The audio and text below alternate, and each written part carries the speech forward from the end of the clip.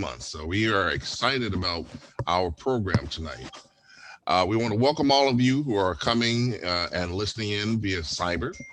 We want to welcome you to as the Global African Business Association proudly presents Women of Color in Cybersecurity. As we all know that we are facing some interesting times, we are also participating in what we call the fourth uh, industrial revolution, and that includes technology, technology, and especially technology when it refers to cybersecurity. So tonight, as we celebrate Women's Month, and we're going to hear from a team of experts, we'd like for you to participate, write your questions down, and ask these experts the questions that I'm sure that's been burning in your hearts and minds for a long time about cybersecurity.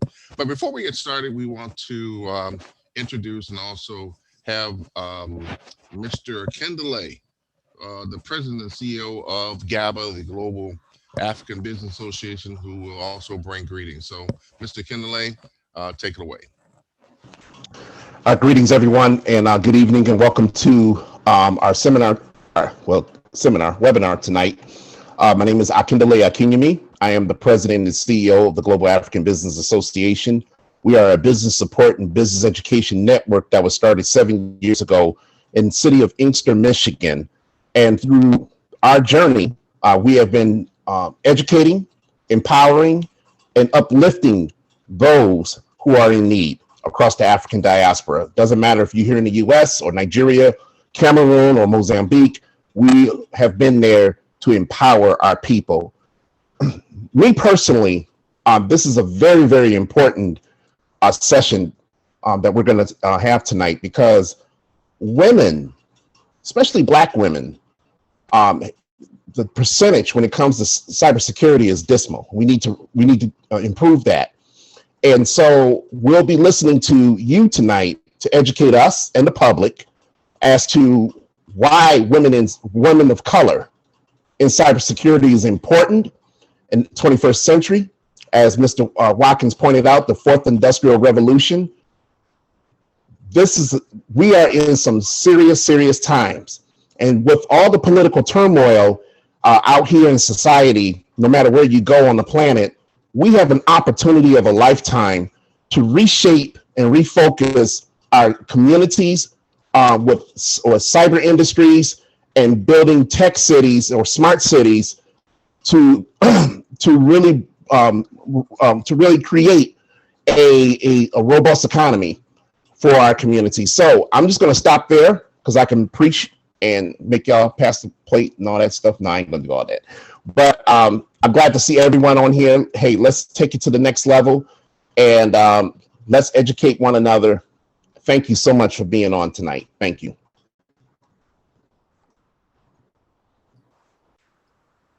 We'll now have Mr. Terrence Campbell, and I should introduce myself. I'm Paula Whitaker Watkins, also a member of GABA, Global African Business Association, and one of the hosts for this evening.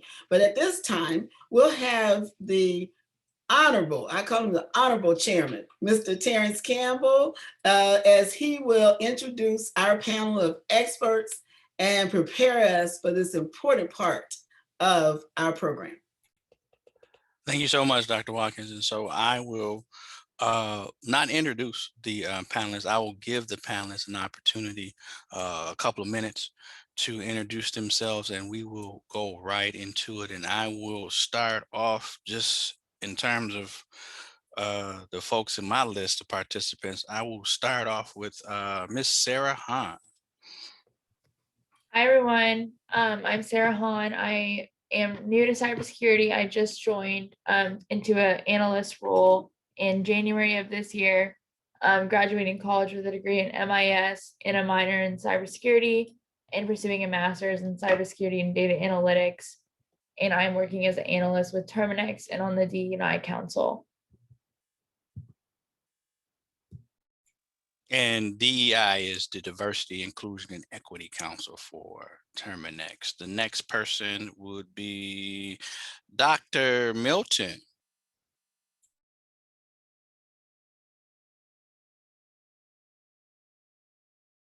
You're on mute, Doc. And this is a tech conference. That mute will always get us all. Life is good, everyone. Good evening. I'm Robbie Melton, and on behalf of Tennessee State University, I come to you in a different pathway regarding cybersecurity. I am the Internet of Everything, meaning that everything is connected, emphasizing the critical need for cybersecurity. From head to toe, fingernails to shoes, I'm connected. Thanks, Doc. So that would put Ms. Vicki next.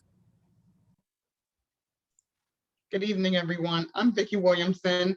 I am currently an Information Technology Specialist Security with the United States Department of Treasury, Internal Revenue Service. I've been there almost 12 years, and I deal basically with data loss prevention. That's the majority of what I do on a day-to-day basis.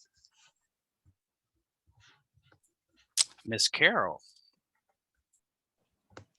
Good evening. I'm Carol Williams, and at this time, I'm semi-retired, but I do primarily nonprofit board work where I serve as the treasurer of the boards, of many of the boards. My professional career, though, is corporate finance with IBM, teaching college accounting, and also I was a state director for finance of the SBA in Michigan before I stepped down from that. I'm here as the other side of the cybersecurity to address issues as they affect companies, for-profit as well as nonprofit, and how they need to be aware of cybersecurity and how they need to work with teams. So I'm on the other side of the issue. I'm a recipient. Thank you. Ms. Sesso. Good evening, everyone. My name is Cecile, and I am also a member of GABA. I am, let's say, I just did a career change into cybersecurity. Right now I am working with IBM for the red team, Exposed Red IBM team. So I am a penetration tester, which is AKA hacker. So pretty much they pay us to pretty much think like the criminals and the intruder that are out there to be able to help companies and organizations protect themselves so we can find the loopholes before the bad guy does. And I'm happy to be here today and just kind of share some information, what I know. So thanks. So thank you, everyone, all my panelists. I did get everyone. Is anybody that I missed? Any of the panelists that I missed? I don't think I missed anybody. All right, so before I turn it over to Ms. Sarah Hahn to facilitate the questions, I do want to set the context in that cybersecurity, for all the different things that folks think about and all the definitions, whether technical or non-technical, at the end of the day, cybersecurity is about assisting individuals, businesses, entrepreneurs, and everybody else in between protect their most valuable asset, and that's data. Okay, you may have heard the data called PII, or the acronym PII, which is personal identifiable data. Businesses have PII as well, and so for people, that would be things like your social security number, your date of birth, any of your medical records, social security number. And so businesses have those types of identifying information. For finance, definitely, you know, individuals interested in or doing finance and interested in cybersecurity audits, that's governance, all that kind of stuff that Carol was speaking about. Definitely keeping the bad guys out, the evil empire is out there. Penetration testing, that will be Cecile. Definitely things in terms of making sure that you get your stimulus check without there being any issues. Miss Vicki is making sure that that happens. We have Sarah. She is assisting in a broader range of things with Terminex. I do have the pleasure of working with her at Terminex as well. I'm more on the governance, risk, and compliance side of the house. Who else did I miss? Who did I miss? Oh, Dr. Milton. I mean, she's doing a phenomenal job in terms of not just IoT, everything that's internet, but the things that they're doing with Apple and the HBCU Technical Capacity Building Alliance that she has is great. And so I will just turn it over to Ms. Hahn. So I'll open up the panel with a general question, and it would be awesome if we could get at least 2 to 3 people to answer each of these questions. So feel free to chime in. But how did, if someone wants to speak to this, how did you choose your career?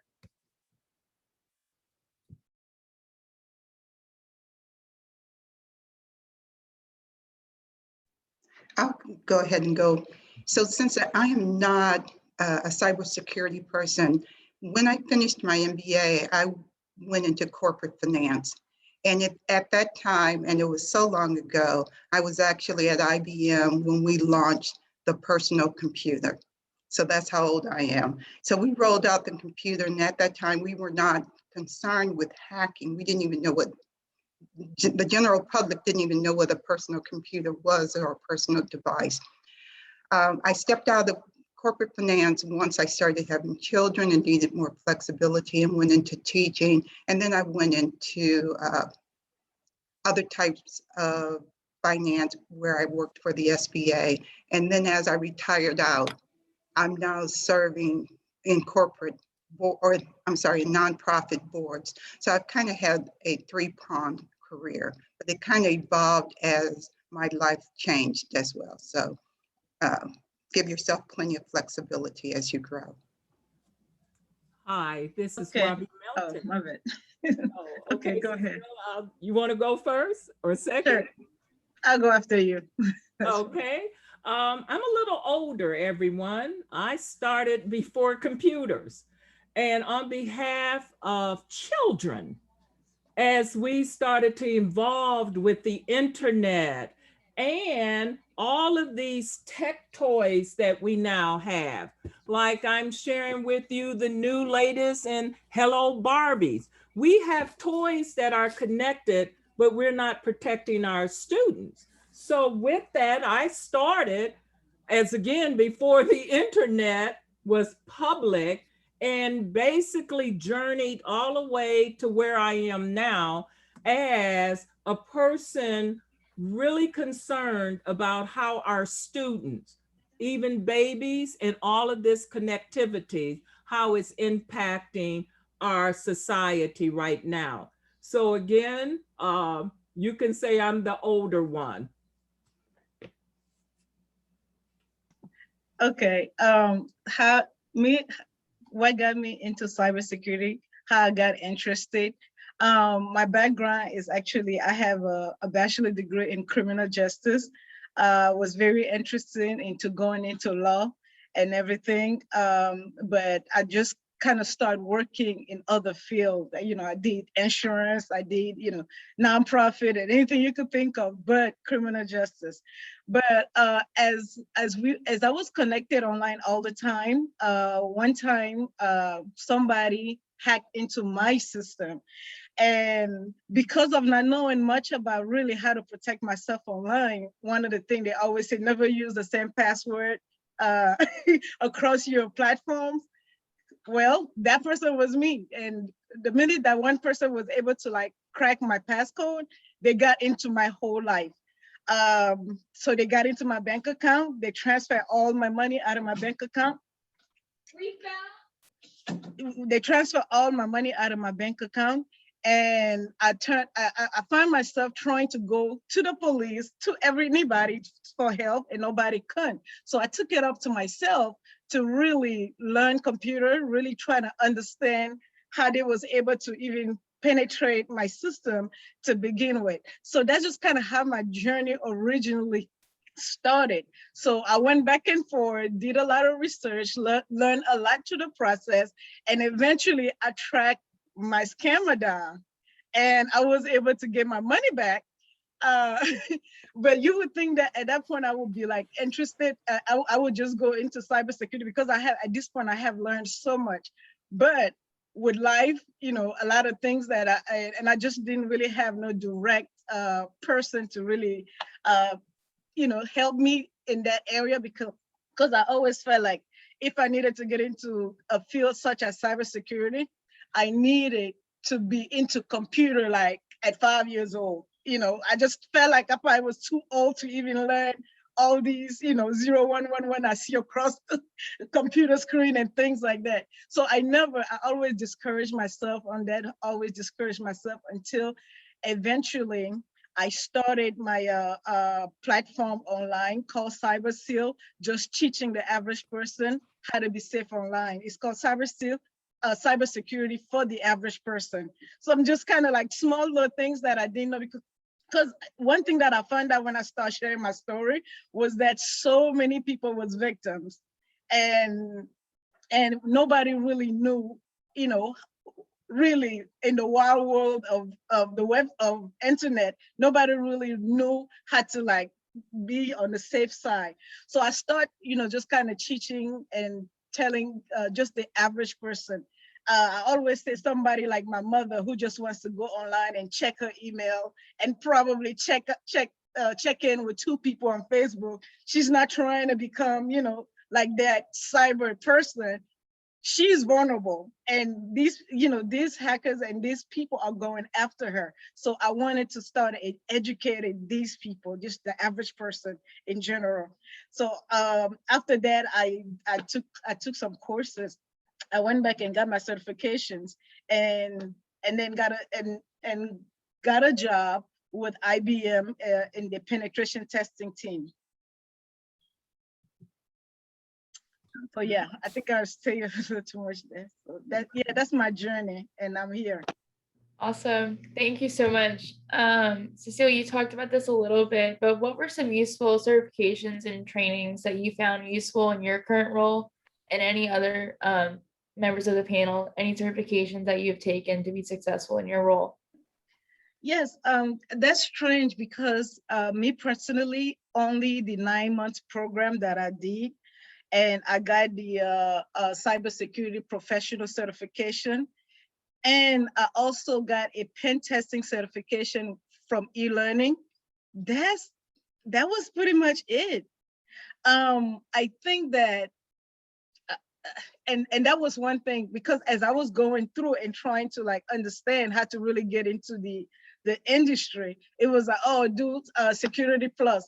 Oh, you need to do network plus. You need to do, so it was like so many things just coming at me. And fortunately for me, I did not have to go through a whole bunch of certifications.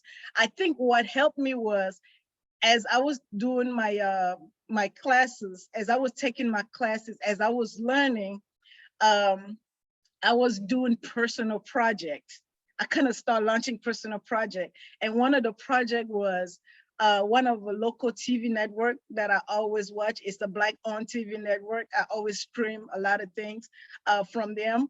I just noticed that their website was not as secure as they needed to be. So I called them and offered my services. So I got connected with a guy, and I helped them, just kind of pretty much put a security system around the network and things like that. And just based on that experience, I was able to like to land a job and not having to go through a whole bunch of security certification, should I say. Hi, Sarah, it's Vicki. For me, in undergrad, I took, as part of my core study, I had to become certified in Microsoft. So I did that first. And then as I continued on my journey and through my research of IT, and because it is ever evolving and it's constantly changing, I kind of was looking at what is going to be the next thing. So I kind of did it in steps. And so then once I became employed by the federal government, part of our training was they sent us all to become Security Plus certified through CompTIA. So I've done that. They send us to CISSP training if we want to do that. Now the big thing is the cloud. So next month I'll be taking training and getting prepared for certification in the cloud as we transcend from one security platform or a vendor to another. So it's a thing that, as Cecile said, sometimes you can get away with not having to have a lot of certification, but a lot of times it can help. But what I found is if you have the certification, but not the hand-on experience, then it can be a drawback. So to me, the main thing that I would emphasize is to try to set yourself up to have hands-on experience to go along with any certification path that you pursue. And that's it. Thank you. So I do want to just say something really quick, because in terms of the certification, I'm glad that Vicki did speak to the Microsoft Office certifications, but then we also had CISSP and penetration testing. So I do want to make sure, as we're thinking about the journey and certifications, that hey, you have to get yourself ready. And the mouse certification exams help you get ready to the world of standardized testing in the vein of IT. Okay, these tests are not hard, but you have to prepare yourself like them for every other test. And so the IT certification exams are generally twofold. So they're generally the typical knowledge-based questions. Okay, so there's multiple choice, or you may have multiple responses. Okay, and then there's what's called performance-based tests. So there's actual virtual labs that you actually have to think through. You may actually have to run through the tool, and I say it that way because that's all any software is a tool to help you manipulate data in a certain way. And so the Microsoft Office exams, while they are a set of tests, they are not as rigorous, okay, as many of the other exams. And one of the exams that Vicki talked about, the CISSP, which is the gold standard for cybersecurity testing. So you can go from as I think 40 questions in an hour for each of the Microsoft Office exams to a 4-hour exam, which is the CISSP. And there are exams that are week-long written tests kind of exams. Like some of the exams is like taking a whole semester-long course in a week to get that exam done. And you actually do have a report. You know, you have someone like a Dr. Milton, who being a college professor, actually on the back end grading your exam. The other thing I do want to make sure that folks know, and I did put a link to this in the chat. It is called the Cybersecurity Workforce Framework. Okay, it has 7 different broad domains that you can look at and see not necessarily how you fit into cybersecurity, but which of these domains actually is best for what you do. And I'm saying this because I always hear folks chasing after certifications, and they're going after, say, the CISSP, when what I hear what they like to do and what they're currently doing is more on the auditing side of the house. Okay, and so there are actually auditing certifications, and I hear folks, well, I this certification looks like 6 figures, but I hear that person is very technical, detail oriented, wanting to look through logs and all that kind of stuff. That's more penetration testing kinds of things. So just like with any other career, I know cybersecurity is hot right now, right? But like any other career or any other college major, you need to figure out how it aligns with what you want to do, as opposed to you fitting yourself into that career or trying to fit yourself into that certification path. I'm sorry, Sarah, I'll pass it back to you. Awesome. No, that's really useful information. Thank you, Terrence. We talked a little bit about salarying and interviewing. So I was wondering, what tips do you guys have for interviewing in your current field, and how have you negotiated your salary?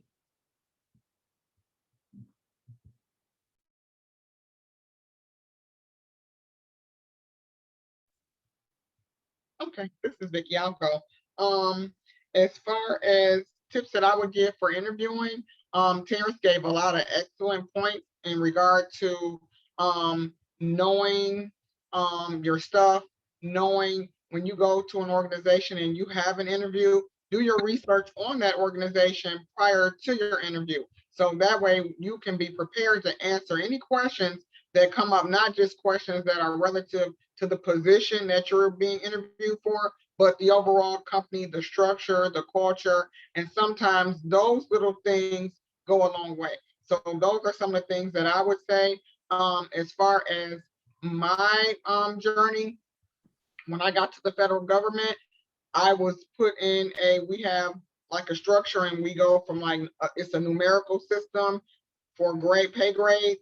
So when you come in, they look at your experience, they look at your education, and you kind of, it depends on what the availability is, you're put into a certain category. I was put in that category, and so I didn't have to really do a lot of negotiating in regards to salary, because basically it's a step-by-step thing, and there's 10 steps to each pay grade, and as the years go by, you continue to move along. As you promote, then you go up kind of the rank and you go up the stairs that way. But I think that knowing, if you do your research on salaries, if you do your research on positioning, then that helps you when you go into the negotiation portion, especially if you're in the private sector. I think, and because I've done that before I worked in government, I worked in the corporate world. So that was one of the things that helped me along the way, was that I always knew pretty much what the range was. And so I would always go above the range. And then usually when they would meet me in the middle, it would be just a little bit over what I knew I could get. So thank you. Yes. Thank you.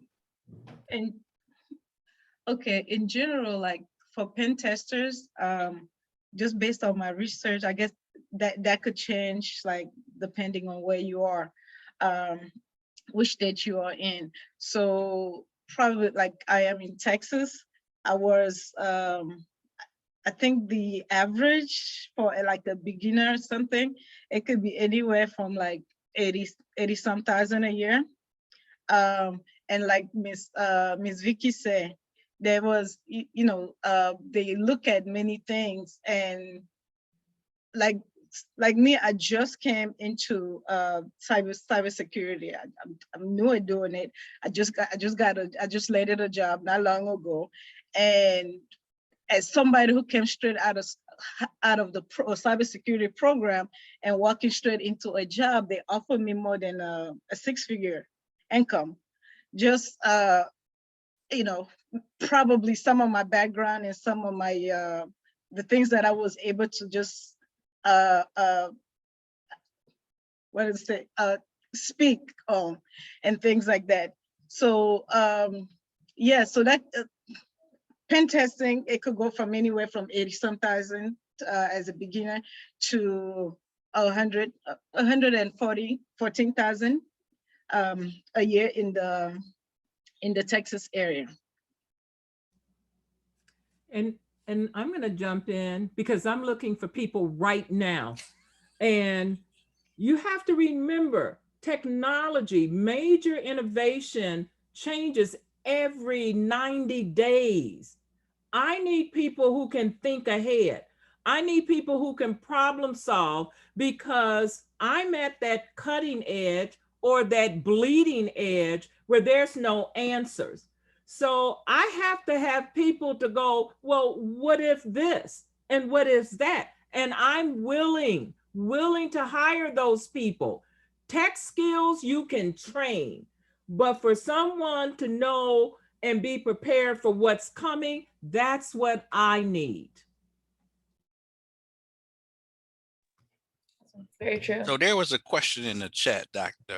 Melton, given that you came on, that folks were very interested in hearing how you integrate cybersecurity into everything.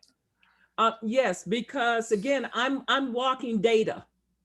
You have to understand, with internet of everything you touch when you go outside, in your car, in your home, it's connected and sending out data on demand And I have a smart refrigerator that's constantly letting Amazon know when I need to change my filter.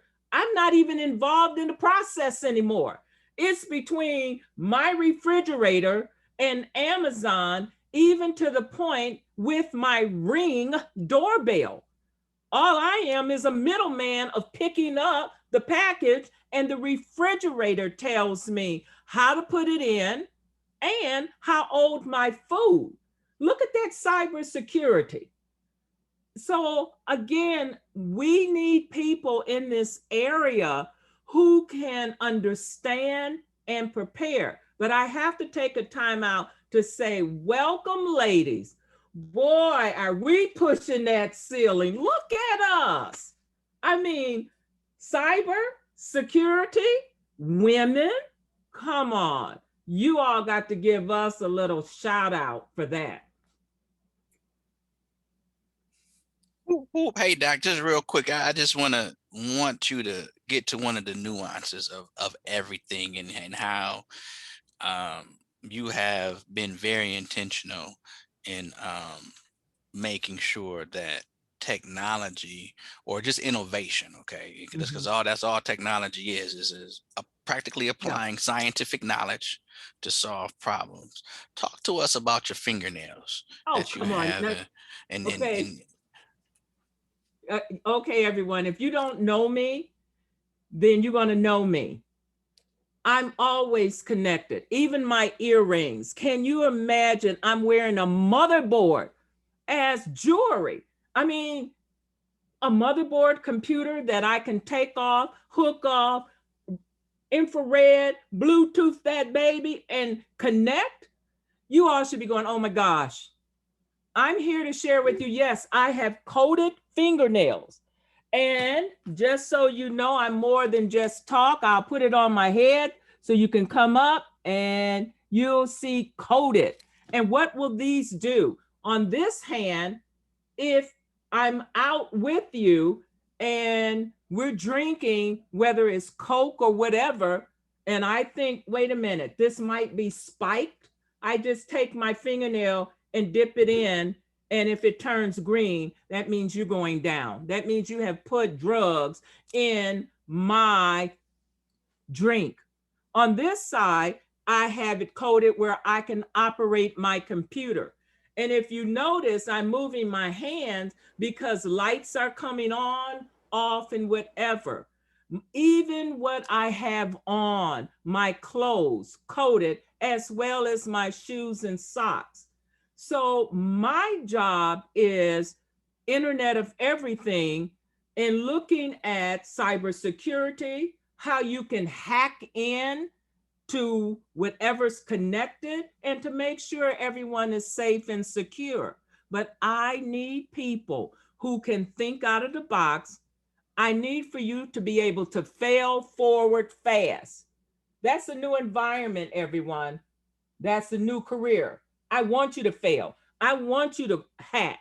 And see, I love Cecile because I'm a jailbreaker. I'll break that baby down in a minute. You give me something new, I'm going to break that phone. Trust me, because I have been also a victim of crime. In the last 3 months, you would think Miss Cyber Techno Robbie got hacked.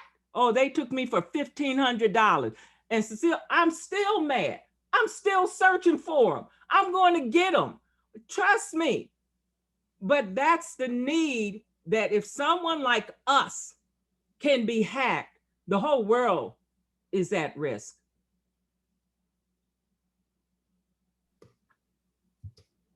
Awesome. Yeah, great points. I wanted to take another question from the audience. Ms. Williams, I know you're not typically in the cybersecurity space, but everyone should be involved in cybersecurity and everyone should know basic cybersecurity knowledge. So I'm wondering if you have any tips to get maybe non-tech or non-cybersecurity individuals involved with cybersecurity. How have you approached teaching best cybersecurity practices, and how have you incorporated cybersecurity into the nonprofit world? Okay, thank you. So My background in finance, I am a CPA.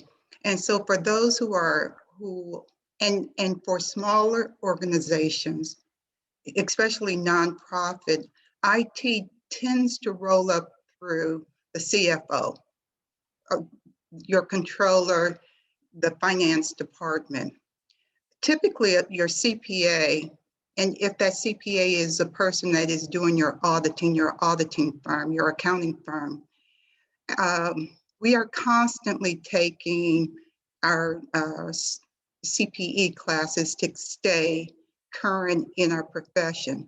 And within those CPE classes, it is recommended that we branch out outside of our debits and credits. And embedded in those CPE now are a lot of courses on cybersecurity, because that's not even though that's not our field, we still have to be aware of it, because if someone is coming in, if they're not going after your technology, they're going after your money.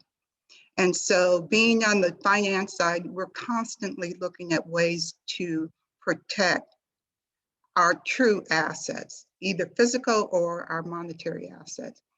But as a nonprofit or some other small businesses, because I've worked a lot with those when I was with the SBA, we do not have the funds, they do not have the money to have an IT staff.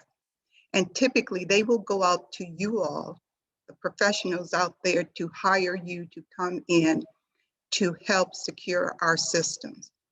So we're looking for you to sell us the goods. And when you're going into a into a nonprofit or into a small business, you have to recognize that that business does not have a lot of money to spend. So you can't sell them every bell and whistle and tricks of the trade that you have, because you'll basically you'll offend them. They simply do not have the funds to do that.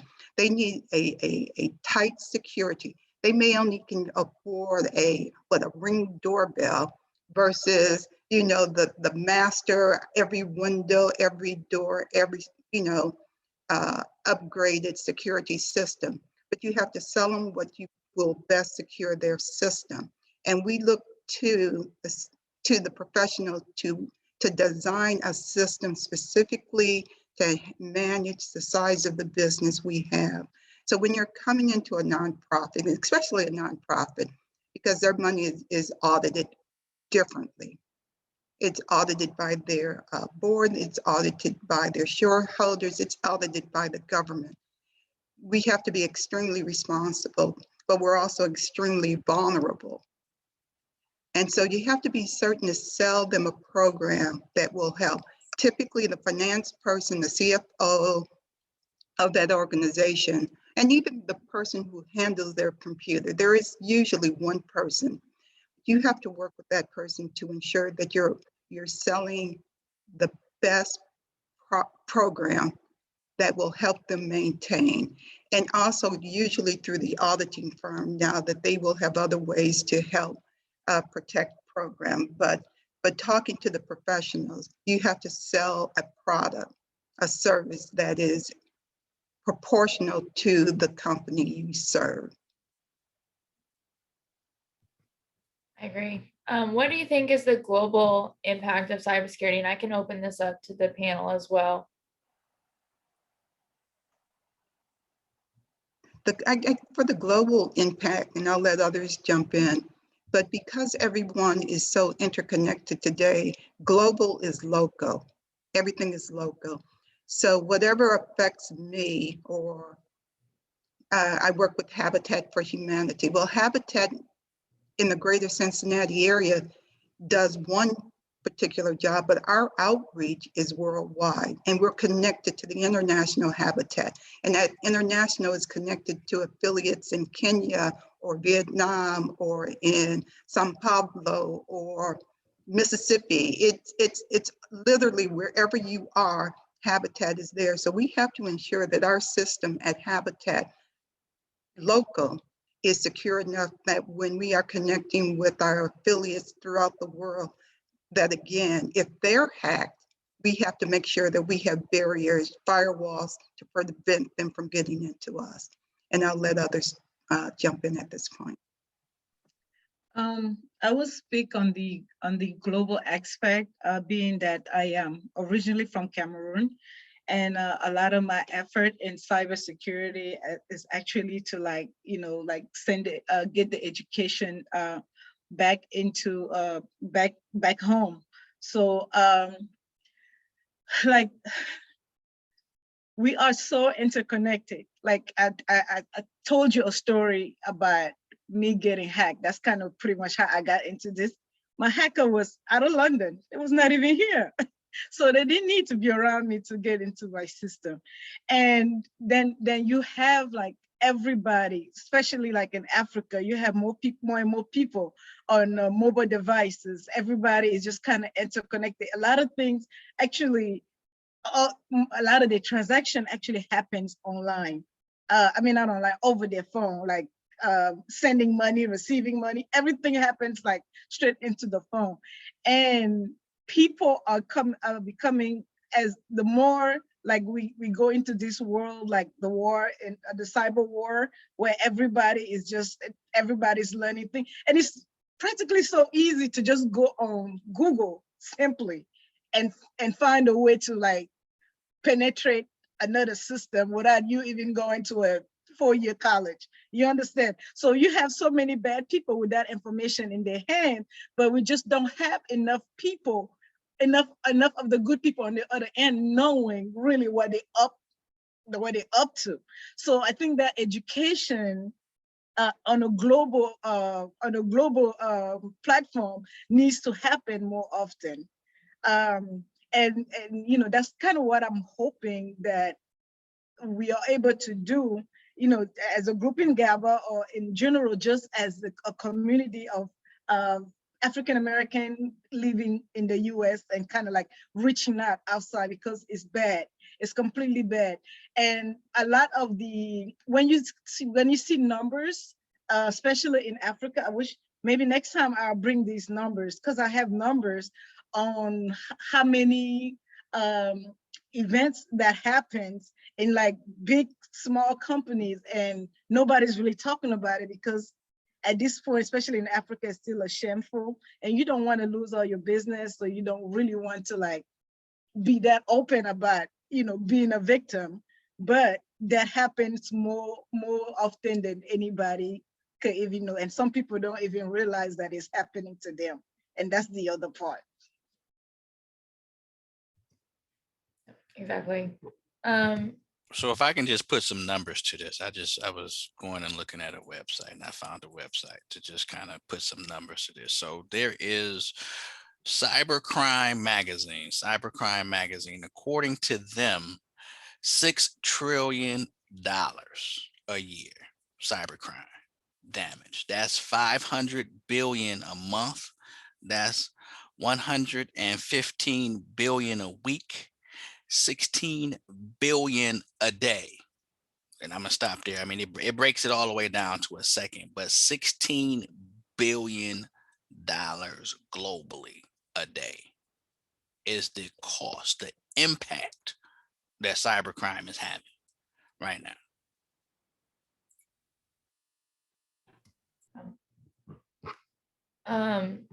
So how can we, with that global impact, for people that aren't super technical, or people that want to improve their cybersecurity in their home, what are some tips, panelists, that you have for incorporating cybersecurity into your home network and your home office?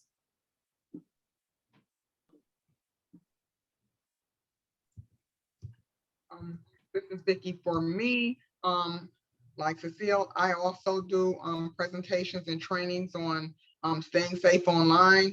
And so some of the things that we say, and she mentioned that before, about having the same password going across all of your different things that you're doing, all of your different accounts, making sure that your password has some complexity to it and it's not something that's easy to guess.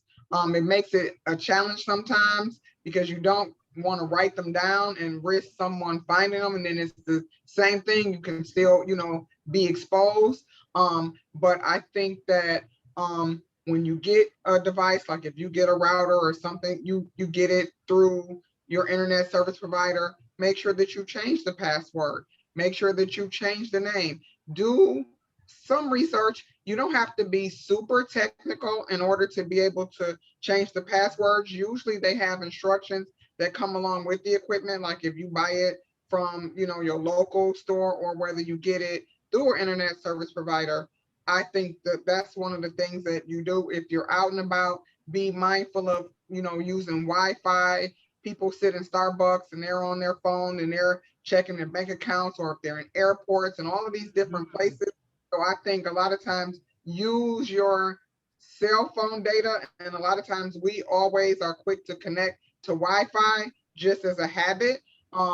And so sometimes we don't realize that when we do that, that you have people that sometimes they drive around in their vehicles to pick up your signal. So it's always important to make sure that when you are using technology, and especially when you're dealing with, like Carol said, your money and your finances, to make sure that you're doing it in a protected environment. Because I've also been hacked. My debit card has been hacked.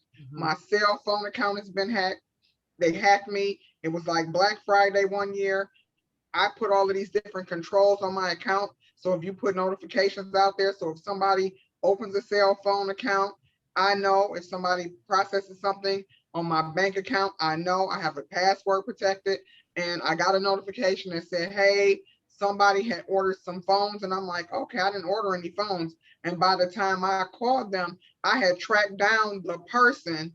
I had their address, the apartment number, and everything, and they were incredulous. I actually used to work for them before I came to the federal government, but they just couldn't believe that I had all of that information. And it took me probably all of 15 minutes to find out who did it, because I'm real diligent about that, just like Cecile, Dr. Melton. I'm real conscious. So those are some of the things that I would say, just be mindful when you're using it, when it's convenient. Sometimes we even have, you can set up a hotspot in your vehicle. I mean, the technology and the Internet of Things is just so vast, and we have it at our fingertips. And sometimes we don't take the time to really think about our vulnerability and how quickly someone can access our information at a snap. In the chat, I see a question, and it was about the government side of hacking, and ensure that the citizens aren't hacked, and how do we help? That's part of my job. I'm in data loss prevention. I monitor emails daily. That's what we do. I monitor them all day long. Over the course of the year, we look at probably a couple 100,000 emails. We're looking at social security numbers, bank accounts, credit card numbers, passwords, passport information, and we're making sure that our employees are protecting all of the citizens of the United States data. We have a team that does penetration testing. So we hack into our system to see how vulnerable it is. We have a criminal investigation division, and they travel the world, Russia, China, they go to all of these places. So when they try to infiltrate our systems, we have a specific team, and that's what their job is to travel at a moment's notice to go over there and to chase down the people who are trying to hack into our system. So that's kind of sort of what I do. And that's my job, is to make sure that the citizens' data is secure and that you aren't being hacked, you know, through all of these different entities that, you know, that's what they do. They sit around, and sometimes they're kids in their basement and they do it just for fun, you know, and they call them script kiddies, and they just sit there and they stay up all night and drink Mountain Dew and Coca-Cola, and they just hack, and they do it for fun. They're not really malicious. They do it for fun. And so you have those people, and then you have other people who have malicious intent. So basically that's what our job is to protect the taxpayers' data. And that's what we do. Thank you. Yeah. Okay, I want to add to it. One of the thing is also the information sharing online. Before we start any penetration testing, actually, we don't go to any system trying to penetrate any system. We simply do Google search. You'll be surprised how much information I get just from a Google search. And then sometimes we have actually at IBM, we have programs where we are hired to social engineer people, you know, because sometimes it's the easiest way to get to the system besides just trying to many organization put a lot of money into the software, into like the systems and things like that. No, so now we are left with the most vulnerable aspect of it, which is the person behind the computer. So you'll be very surprised at how much information you could just Google and get on somebody. So limiting the aspect of sharing information, knowing what to share, what not to share. If you have to think twice about it, don't share it. What I was going to say about, she touched on passwords. And another thing with the password, do you know when you go set up an account, they always get you to do a password reset. Those questions are the most basic. I find half of those questions answered through people, social media account. You just look, what's your mother's maiden name? You go, oh, she connected to her mother, here's the name, but don't even have to come to you for anything. So that kind of information is out there, and it's very easy for these people, for a malicious person to go after and get that information, and don't even have to come through you before they could like really figure out, what your secret is, your password and everything else that you're trying to protect. So remember to always just minimize really like the information that is being put online. Your phone number, you'd be so surprised how much information somebody could get just by having your phone number. So just be careful of what you share. Okay, everyone, here's a quick test. I'm sure 90% of you have an electric garage door opener. You can shake your head. How many of you have changed that code on that garage door? And yeah, Cecile, you'd probably look, 1% of this audience. And all they have to do is drive down the street with a tin can, pull up that 0000. Hello, everyone. Open that garage door and walk straight into your house. So what we're all saying, you got to protect yourself. I know that two-way authentication bothers you all, that you have to put in and then you got to call the cell phone. But until you get hacked, you will not appreciate that two-way authentication. Trust me on that. So tonight, what are you all gonna do? You're gonna change that garage door opener right now and change that code. That's a very important point, Doc, and thank you, Vicki and Doc. Just in general, we have in America specifically creatures of comfort when it comes to technology, and even technology professionals. We're getting devices, whether it's a garage door opener or a router, which is supposed to protect your system. Well, I can go on any vendor's website, to Dr. Milton's point, and find out what the default password is for anything I want to. And then what Doc and Vicki have talked about, war driving. I can just go driving around any network, any community. That's what happened. DSW. Ladies, don't act like y'all don't know what DSW is. Shoes. Your tax dollars. That year, nobody got no stimulus check, right? Because everybody's stimulus check paid for brand new infrastructure for DSW globally, because their lawyers were able to say or show how the government was, I'll just say, less than perfect in protecting their network without going into any other things. Okay. And there are a lot of non-technical jobs that went into that I've talked about through the span of all of that. And that was one of the things I did like what Vicki talked about, in that I'm not sure, but I'm thinking not that team of folks that she talked about go chase after people, they not nowhere near as technical as Vicki. They can talk the lingo with Vicki, But that's not Vic. That's not their world. That's not their lane.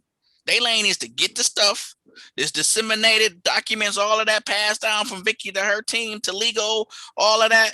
They got their stuff. They get just like the movies. They go to the airport. Boom. They in. They get what they need to do. They get the person. It's like, oh, well, where'd you come from? Don't even worry about it. You coming with us though, right now, right now. And Terrence, I have to jump in. Gift cards. Gift cards. I'm so angry with everybody. Why can't we stop that? Why? Why can't there just be something to say, if you go to Kroger and you're asking for a gift card, are you being scammed? Okay, why can't we stop that? I can't get it. But everyone, it's not just us. What happens at 10 o'clock at night? Anyone? 10 o'clock at night? That's when the stores send their data. When you know the stores closes at 9 o'clock, and guess what happens at 10 o'clock? They start transmitting their transaction, many of them not even encrypted. Yes.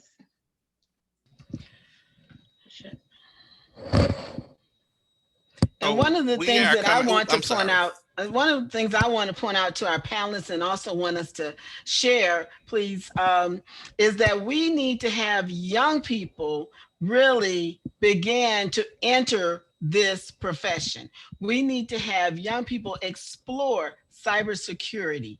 That's one of the things we do with our school, with our institute. We have them taking exploratory classes, but even with drone piloting and how that interacts with cybersecurity. But if any of you can talk about how can we get young people, whether it's from a nonprofit perspective, whether it's about to enter into college or university, looking at government internships, looking at becoming that penetration person. Can you share how we can really look at and ethics around cybersecurity? Can you share that? And so your center has a very intentional approach. We start as young as the third grade, and so we start out with coding, video game development, and comic book development, and just helping them understand the roles that IT and cybersecurity plays in whatever they aspire to be, whether it's a doctor, firefighter, nurse. We've been fortunate enough in some cases to find some young ladies. She was actually at campus school in Memphis. She wanted to be a PhD mechanical engineer. And so we actually had that opportunity to connect her with Dr. Ivy at the University of Memphis' College of Engineering. And so she specifically wanted to do civil engineering. And so when we talk about cybersecurity, we talk about infrastructure. I mean, the things that are going on and I'll just say smart cities. The other thing, and this is very cool because I was going to give one of your center's emerging partners an opportunity to talk about their approach to engaging individuals in career exploration and discovery and externships and advanced externships. Is an organization called Experience Education. And I think Olin, are you still on, Olin? You want to give a 2-3 minutes spill about what you're doing and what we're looking to be able to do with you in terms of your center in GABA? Yeah, absolutely. And thank you, Terrence, so much for the opportunity. And thank you, GABA, and everybody for the opportunity to be here. I've been on a number of cybersecurity panels and seen and heard a number of panels, and I have rarely, in fact, I have never seen an entire panel of all women and all African-American women on a panel. This is like eye-opening. And I have to say, I love the energy and I love the insight, and it's just a really fresh perspective, and we need a lot more of this. And I can't tell you how different it is to what we're normally getting. So congratulations and big shout out to all of you for participating and helping to steer the ship in the right direction. My name's Olin Anderson, and it's been great. I've been connecting with Terrence in the Your Center and learning more about what he's building in Shelby County and some of his background. And I think it's just exactly what's needed.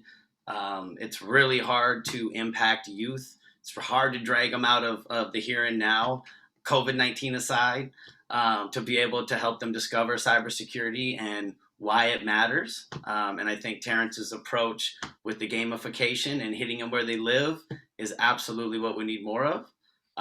What we've been building the last 9 years, our externships is, Shelby County, Tennessee, a very large school district, a very diverse school district. Thank you, Dr. Whitaker.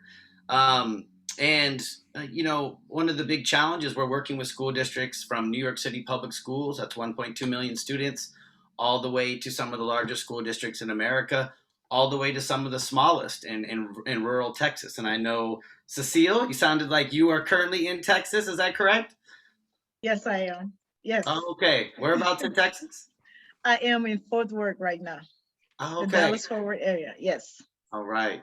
And so, we've been, building these externships for IT, video game development, and this has all really culminated in a new purpose for us, which has been cybersecurity the last couple of years, and really seeing kind of what is a tragedy. The tragedy to us is not enough students are choosing cybersecurity because they don't have a concept of what it is. They think they're going to be in a room by themselves with a hoodie on, drinking Mountain Dew. I think someone mentioned Mountain Dew earlier, Vicki. You know what I'm talking about. There's this, demystification that needs to happen to literally just get them to look at cybersecurity as a pathway in middle school and high school, and even earlier, as Terrence mentioned. Now, we needed this to be something that was gamified, competitive, and fun, but also thinking about how can we get them work experience at a young age. So, and I think it was Vicki who mentioned there's a difference between having hands-on experience, but when you get to the job interviews and you're asked, tell me about a time when, they're not able to answer those questions. So you need a mixture of both. You need the certifications, which show you need to learn. You also need to have real work experience and things that you're able to then help you get to the exit points, which could be higher education, but for some of our students could also be directly to industry, or, starting to connect those dots sooner for internships and externships. Seeing this need in a lot of the CTE teams that we work with and partner with over the last 8 years, they wanted us to focus on cybersecurity. So we reached out to our partners. We built a 20-hour externship where students are able to each day have a mini work experience with someone from the FBI, someone from the NSA. We have partners with Facebook, Accenture. And so they're able to, in 20 hours, get a clear understanding of, is this for me? Not the Disney version, giving it to them real hard, exactly what they can expect, putting them in pressure situations. We've built crisis scenarios for them. So they're going into virtual systems. They have to work as a team. It's collaborative. They have to understand that they might be a role player. Through that, they're also learning about themselves, right? Am I someone who's technical? Am I a great motivator of people? Am I someone who might be great as a puzzle solver? Am I someone who wants to be protecting my overseas heroes and making a difference with our government, or protecting critical infrastructure here at home? Or am I going to be someone, who's going to be working for a private company or for the FBI, keeping American data safe and keeping American families safe?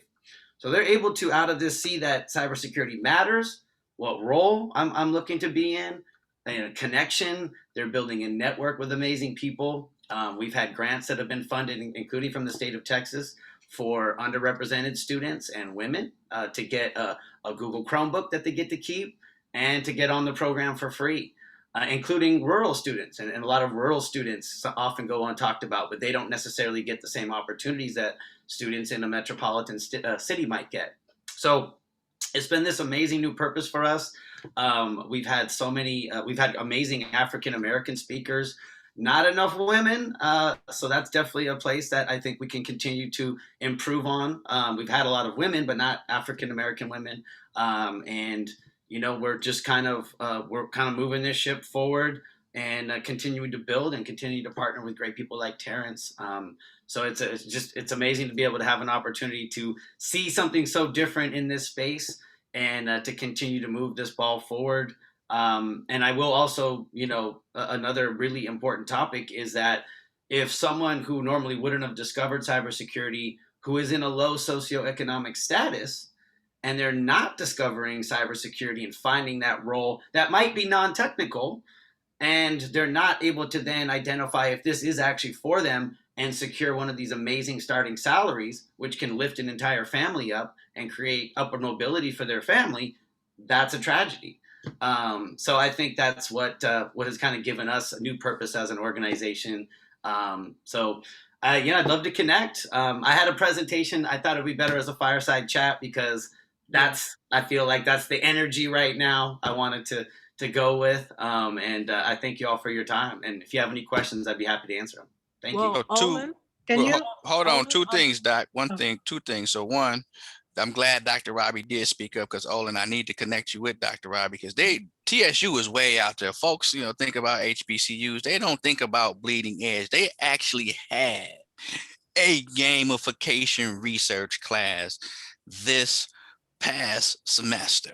And so I definitely want to connect you with that in terms of providing some field experiences, seeing what the model and all that kind of stuff looks like. I also want to provide one of our panelists that was not on earlier, but is on now, one of my fellow team members at Terminex, Ms. Sharon Bailey, to say a couple words. Good evening, everyone, and welcome. I'm so excited to be a part of this panel. Thank you, Terrence, for this opportunity. I am Sharon Bailey with Terminex. I am the communications manager and for IT. I'm one of those people that have been in IT for this year is 21 years, and I am not a programmer, nor do I have that in my bucket list. I've never been a programmer, never been a developer, but I've always had an opportunity in IT in a few different companies. Worked for First Tennessee for 10 and a half years and then left and now have been with Terminex since 2012. Several different roles, all in IT. Again, I'm just excited to be here and share my experience and the opportunities that I've had with this great company. This is another level of exposure that Terrence has gotten me into. So I look forward to it. And I look forward to hearing from all the great panelists. Thank you, Terrence. You're welcome. Thanks, Doc. I forgot that they also do esports at TSU. And that was actually the connection between the digital game-based learning in esports. And that is something that traverses race, ethnicity, gender, religious affiliation, all that kind of stuff. Dr. Milton is the person to connect with there. Before closing, because I'm trying to respect everybody's time and passing it off to Mr. President Akindele, I do want to just put a quick shout out to first the 4 sororities of the D9. And for those that don't know who the D9 is the coalition of the major African-American fraternities and sororities. So we have a member of each of the sororities, at least one. We've got 2 from Alpha Kappa Alpha. I know Dr. Whitaker and Sharon Bailey. We've got Ms. Vicki representing Zeta Phi Beta sorority. We have got Ms. Cecil representing Sigma Gamma Rho sorority, and we have Ms. Carol Williams representing the mighty Crimson and Cream Delta Sigma Theta, and then that's near and dear to my heart, Kappa Alpha Psi fraternity. We've got Alpha Phi Alpha fraternity as well, and Doc, if I saw your email well, we do have a member from Omega Psi Phi fraternity as well as Phi Beta Sigma fraternity. So we do have individuals here that are representing the entire D9, but I did want to make sure that given the tenor of this webinar that I did recognize those mighty ladies of the D9. And I will pass it over to Mr. President. Thank you so much, Sarah, for Before you do that, Mr. moderating Campbell. this. I'm sorry. Yes, ma'am. Yes, I want to recognize Sarah. That's exactly what I wanted us to do, to recognize Sarah, because she's done a phenomenal job helping us with this and moderating, facilitating. And then also to understand that all of our panelists and Sarah are in different places. And if everyone could just say real quickly where they are. So Sarah, as you say, give a shout out where you are. I'm in Tuscaloosa, Alabama. Dr. Melton? Hey, I'm in Nashville, Tennessee, and I have to say this very quickly. I know time. We offer dual enrollment, whether you're in Tennessee or in another country. We have Dr. Johnny Smith, esports, gamification, and Divine Nine. On behalf of Apple, come on now, we offer at no cost. Everyone can code and create, where you can design apps. Look at the power, coming empowerment. So yes, Nashville, Tennessee, grad school, Nashville, give a shout out to my team. And I gotta say go blue. I gotta put in a plug for Go Blue, because Doc got her PhD from U of M, from the University of Michigan. That's right. That's right. And my mother graduated from Tennessee State University, so you know I love Tennessee State. That's right. And Miss Cecile, where are you? And thank you for Dr. Melton for giving those shout outs about what you do with young people. We need, and the dual enrollment. That's so important. We need to carry that forward. Ms. Cecile? Yes, I am in the Dallas-Fort Worth area this time. Yes. Miss Vicki? Born and raised, Motor City, Detroit, Michigan. Detroit. And First Lady Carol Williams? Cincinnati, Ohio. And my fellow member, Miss Sharon Bailey, where are you? I am here in Memphis, Tennessee. Excellent.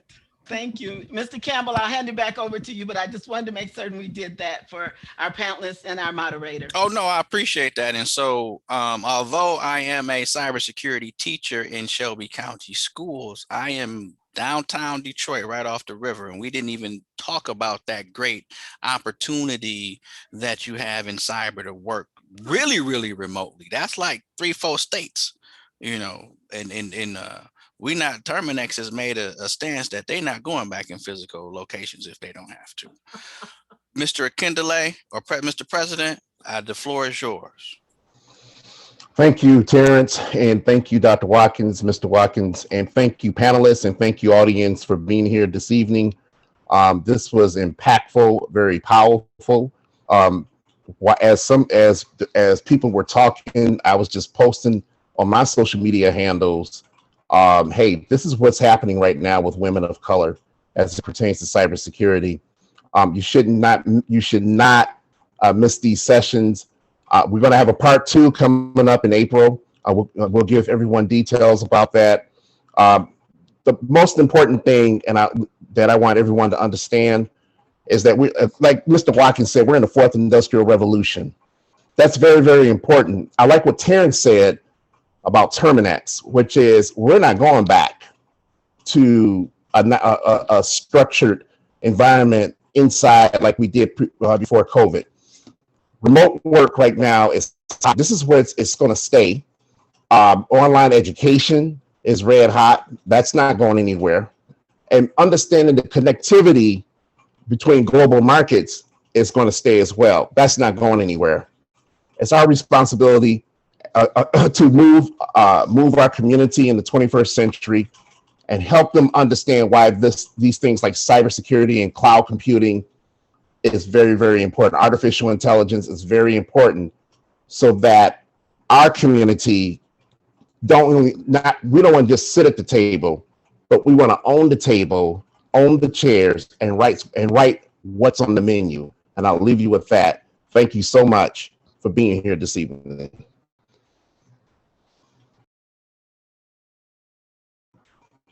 Thank you all.